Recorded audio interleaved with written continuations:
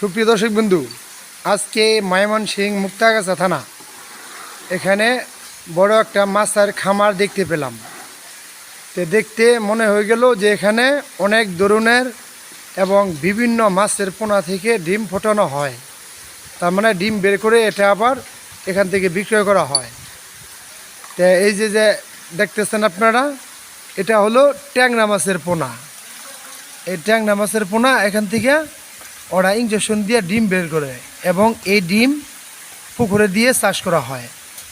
তারপরে এটা পোনা হয়ে যায় এবং এই পোনা বাংলাদেশের অধিকাংশ জায়গায় এবং বিক্রয় করা হয়। এই পোনা এখান থেকে সব জায়গায় সব মানুষই নিয়ে যায়। এখানে পাবদার পোনা, গুলশার পোনা, ট্যাংরা মাছের পোনা এবং যে কোনো ধরনের মাছের পোনা এখান থেকে বিক্রয় করা হয়। এই যে দেখেন, এটা হলো অরিজিনালি ট্যাংরা মাছের পোনা। এই যে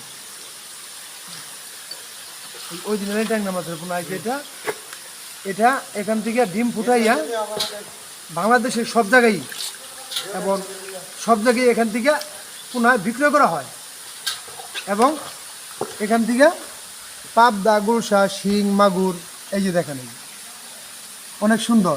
সুপ্রিয় দর্শক বন্ধু দেখেন, এই যে দেখতেছেন মাছটা, এই যে এই মাছটাকে ইঞ্জেকশন দিয়া এখান থেকে ডিম ফুটানো হয়।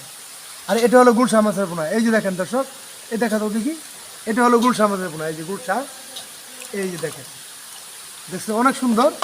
এই যে গুলশা, আগে যে মাছটা দেখাইলাম দর্শক সেটা হলো সেটা হলো ট্যাংরা, আর এটা হলো গুলশা মাছের পোনা।